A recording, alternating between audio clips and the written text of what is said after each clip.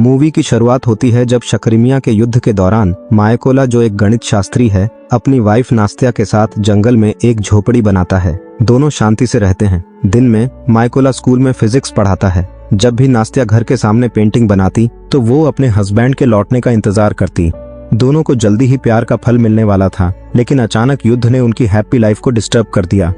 2014 के 27 फरवरी की सुबह रूसी सेना ने गुप्त रूप से रूसी सेना के निशान पहने हुए बॉर्डर की वार्निंग को तोड़ते हुए यूक्रेन में एंटर किया। सुबह ये कपल गले लगकर विदा हुआ।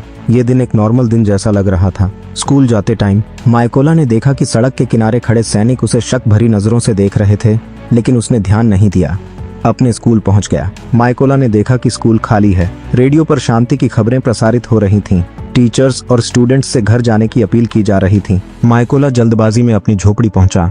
नास्त्या के चेहरे पर बने कैमोफ्लेज को रूसी सैनिकों ने जासूस समझ लिया और मायकोला को पागल कर दिया। रूसी सैनिकों को रोकने में असमर्थ, अपनी मेहनत से बनाई हुई प्यार की छोटी सी झोपड़ी को जलते देख नास्त्या ने पत्थर उठाकर सैनिकों की ओर लपका, लेकिन उसे मिली एक 4-5 की गोली।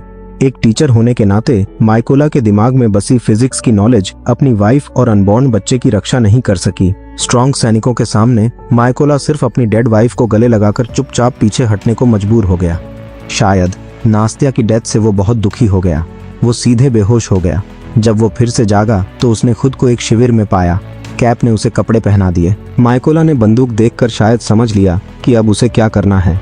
उसे एक विद्वान से सैनिक बनने का काम पूरा करना है। नजदीकी से लड़ाई, रेंग कर आगे बढ़ना और बंदूकें छोड़ना। इस टाइम उसने खुद को महसूस किया कि मात्र 1 महीने की हाई इंटेंसिटी वाली ट्रेनिंग में वो पहले से ही कैपेबल है। वो काम कर सकता था जिसे करने में दूसरों को 2 मिनट लगते थे। एक राइफल को असेंबल करने में और वो आंखें बंद करके केवल 18 सेकंड में वैसे पूरा कर सकता था। उसकी एक्स्ट्रा ऑर्डिनरी टैलेंट को बहुत जल्द लेफ्टिनेंट कैप ने पहचान लिया। अग्रिम पंक्ति के योद्धा स्नाइपर की कमी महसूस कर रहे थे और यूनिट ने मिलिशिया से कुछ स्नाइपर्स को अग्रिम पंक्ति में शामिल करने के लिए चुना। मायकोला ने भी स्वेच्छा से हाथ उठाकर आगे बढ़ा, लेकिन बंदूक लेते टाइम कुछ गड़बड़ी हो गई। मायकोला ने शिकायत की, ये सब क्या है? दूसरों के पास नई राइफलें थीं, जबकि उसे 1963 में निर्मित SKS मिली। वो कोई कंप्लेंट करना चाह रहा था, लेकिन कुछ कहने से पहले ही व्यवस्थापक ने उसे जोर से डांट दिया। रेड 7 के ट्रेनर्स ने उसे देखकर मजाक किया कि उसे द्वितीय विश्व युद्ध में भाग लेना चाहिए, लेकिन उसने बिना कुछ कहे चुपचाप उस राइफल का अध्ययन करना शुरू कर दिया। एक स्नाइपर का बेसिक प्रिंसिपल किसी भी सिचुएशन में छिपा रहना है। ट्रेनर ने ट्रेनिंग के दौरान ट्रेनिंग एरिया के पास फायरिंग की और जैसे ही कोई हिला उसे तुरंत बाहर कर दिया जाता, लेकिन मायकोला असाधारण रूप से शांत दिखाई दे रहा था। केवल पुरानी 7.62 मिलीमीटर स्नाइपर राइफल का उपयोग किया जाता है। नई 8.6 × 70 मिलीमीटर के मैग्नम स्नाइपर राइफल से लेकर 12.7 के BMG स्नाइपर राइफल तक 2000 मीटर पर भी कोई निशाना साध सकता है। इस अमेजिंग काम के लिए थंडरशील्ड 308 कैलिबर का उपयोग किया जाता है, जिसकी वर्किंग रेंज लगभग 800 मीटर है। युद्ध के मैदान में जीत या हार केवल हथियारों पर डिपेंड नहीं करती, बल्कि स्नाइपर की इंटेलिजेंस और एंड्योरेंस पर डिपेंड करती है। एक बार में सटीक निशाना साधना जरूरी है, चाहे आंखें ढकी हों। इस टेस्ट में मायकोला सीधे निशाने से चूक गया। एक स्नाइपर के लिए सबसे इंपॉर्टेंट स्किल ये होनी चाहिए कि वो क्विक कैलकुलेशन कर सके। डिस्टेंस को कैलकुलेट करने के लिए ऑब्जेक्ट के साइज को 1000 से गुणा किया जाना चाहिए, फिर विजिबिलिटी रेंज में दुश्मनों की संख्या से डिवाइड किया जाना चाहिए। मायकोला ने कैलकुलेटेड डिस्टेंस को देखा और सरप्राइज हुआ कि ट्रेनर द्वारा बताई गई दोनों दूरियां बिल्कुल सेम हैं। मायकोला ने आग से जले हुए छोटे एंजल को निकाला, जो अभी तक उसकी वाइफ के गर्भ में पल रहे बच्चे का सिंबल था, और अब वो ट्रेनिंग के लिए जा रहा था। उस रात शूटिंग ट्रेनिंग के मैदान में एग्जाम खत्म होने के बाद कैप ने सभी से हथियार नीचे रखने और जगह छोड़ने की तैयारी करने के लिए कहा। मायकोला ने जूतों के तरीके से और कुछ तैयार ऑब्जेक्ट्स को देखा, फिर उसने वो चीज कैप को दी। मायकोला को पूरे मैदान में सबसे अधिक अंक मिले और फाइनली वो फर्स्ट प्लेस पर रहकर सक्सेसफुली ट्रेनिंग पास कर गया और एक कैपेबल स्नाइपर बन गया। जल्द ही उसने अपने जीवन का पहला मिशन एक्सेप्ट किया, जो था एक छोटे पुल को हथियारबंद समूहों से वापस लेना। ठीक जब वो एक सिपाही पर निशाना साध रहा था, अचानक एक कार आ गई, जिससे उनकी प्लानिंग गड़बड़ा गई। कार में 2 सैनिक एक कपल को पकड़कर बैठे थे। सैनिक लगातार लड़की को परेशान कर रहे थे। मायकोला ने यह सीन देखा और अचानक उसे अपनी वाइफ की याद आ गई, इसलिए उसने तुरंत गोली चला दी। कुछ ही सेकंड में मायकोला ने अपना पहला मिशन सक्सेसफुली पूरा किया और एक साथी को भी बचा लिया। लेकिन उसका बदले का रास्ता अभी शुरू हुआ है। यूक्रेनी सेना के मोरल को कमजोर करने के लिए रूसी सेना ने अपने बेस्ट स्नाइपर घोस्ट को भेजा, जो 3 दिन और 3 रात बिना खाए वेट कर रहा था।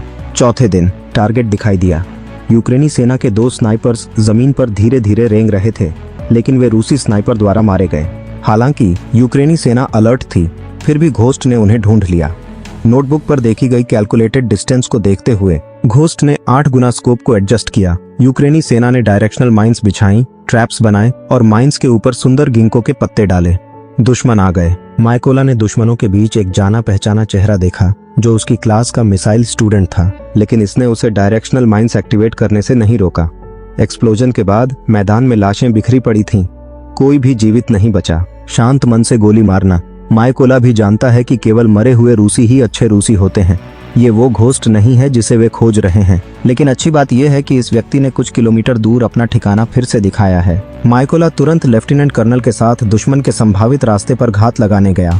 दोनों ने अपने हथियारों को अच्छी तरह से छिपा लिया। वे घास में छिपे हुए दुश्मन के प्रकट होने का इंतजार कर रहे थे। माइकोला ने अपना छोटा हथियार निकालकर अपने सामने रखा। उसने देखा कि 2 सशस्त्र लोग ट्रक के पास खड़े हैं। सीन को करीब से देखने के बाद माइकोला का धैर्य टूट गया। कुछ 100 मीटर की दूरी पर खड़ा व्यक्ति वही था जिसने उसकी वाइफ का मर्डर किया था। माइकोला के होंठ कांपने लगे। उसने तुरंत शूटिंग की परमिशन मांगी। कर्नल ने उसकी रिक्वेस्ट को सीधे मना कर दिया, क्योंकि वो जानता था। माइकोला ने विरोध किया और गोली चला दी। इस गोली की आवाज ने यूलिन का ध्यान खींचा, लेकिन अच्छी बात यह थी कि सामने वाले ने अभी उनकी पोजीशन नहीं देखी थी। माइकोला के जोश में जैसे ही दूसरे दुश्मन ने सिर बाहर निकाला, उसने एक और गोली चला दी। इस बार पूरी तरह से मामला बिगड़ गया। यूलिन ने जल्दी ही उनकी पोजीशन को लोकेट कर लिया और उसी टाइम घोस्ट ने भी दूरबीन से उन्हें देख लिया। घोस्ट ने माइकोला को गोली मार दी। माइकोला ने कर्नल को घसीटकर पानी की खाई में पहुंचाया, लेकिन तब तक बहुत देर हो चुकी थी। कर्नल हमेशा के लिए उसे छोड़कर चला गया था। एक ऐसा टीचर जिसने उसे पुरानी शैली की स्नाइपर राइफल को यूज करना सिखाया था, उसे छोड़कर चला गया था। जाते हुए ट्रक को देखकर माइकोला उदासी से भरा हुआ बहुत दूर तक उसका पीछा करता रहा। इस बार वो एक नई स्नाइपर राइफल और सीनियर ऑफिसर्स के इंस्ट्रक्शंस के अकॉर्डिंग एक नए युद्ध क्षेत्र में पहुंचा। ये उपनगर का एक पुराना कारखाना था। नजदीकी दर्जन मलेशिया पहले ही मारे जा चुके हैं। खुफिया जानकारी के अकॉर्डिंग वो यहाँ का दुश्मन लाके बैठा हो सकता है। लेकिन जब माइकोला नजदीक पहुंचा तो उसने देखा कि ये दोनों वो नहीं थे जिन्हें वो ढूंढ रहा था। वो 2 आदमी, एक ने कचरे के ढेर में छुप रखा था और दूसरे ने गंदगी से बने ऊंचे मंच पर छुप रखा था। कचरे के ढेर में छुपा हुआ स्नाइपर उस दुर्गंध को सहन नहीं कर पाया, इसलिए वो अपने साथी के भवन तक चढ़ने की कोशिश कर रहा था। माइकोला एक फैक्ट्री में गर्म पानी के पाइप पर गिर जाता है और कुछ ही टाइम बाद उसे ऑफिसर का फोन आता है। घोस्ट दिखाई दिया है। एक पुरानी फैक्ट्री के बाहर स्नाइपर माइकोला उस पल का इंतजार कर रहा है जब उसे गोली चलानी होगी। अब उसे रूस के टॉप स्नाइपर का सामना करना है, जो 1.5 किलोमीटर की दूरी पर अतुलनीय है। वो 12.7 मिलीमीटर की गोली से दुश्मन का शिकार करने में एक्सपर्ट है। करेंटली यूक्रेनी सेना के 5 स्नाइपर्स और 3 मशीन गनर उसकी बंदूक के आगे गिर चुके हैं, जिनमें से एक उनका कैप्टन था। यूक्रेनी सेना का एक स्नाइपर एक ही गोली से मारा गया, जो स्टील की प्लेट को भेदने में कैपेबल थी। मृतक अब एक केमिकल फैक्ट्री के पास स्थित है। यूक्रेनी सेना लैंडमाइन का यूज नहीं कर सकती, क्योंकि केमिकल फैक्ट्री में एक हाई प्रेशर वाला क्लोरीन स्टोरेज टैंक है। एक बार एक्सप्लोजन होने पर जहरीली गैस एनवायरमेंटल डिजास्टर उत्पन्न करेगी, इसलिए दुश्मन के एक्शन से पहले इसे ढूंढकर डिस्ट्रॉय करना जरूरी है। ड्रोन फुटेज से पता चलता है कि केमिकल फैक्ट्री में टोटल 8 हथियारबंद लोग हैं और घोस्ट और उसका सुपरवाइजर सक्सेसफुल गोदाम बिल्डिंग में हो सकते हैं। पहला स्नाइपर पेयर पहले एरिया को कैप्चर करेगा, दूसरा से 5वां दल अन्य एरिया पर कैप्चर करेंगे। सभी रास्ते क्लियर करें और फाइनल टारगेट यानी घोस्ट का एरिया, ताकि माइकोला उसके पास पहुंचकर डेडली हमला कर सके।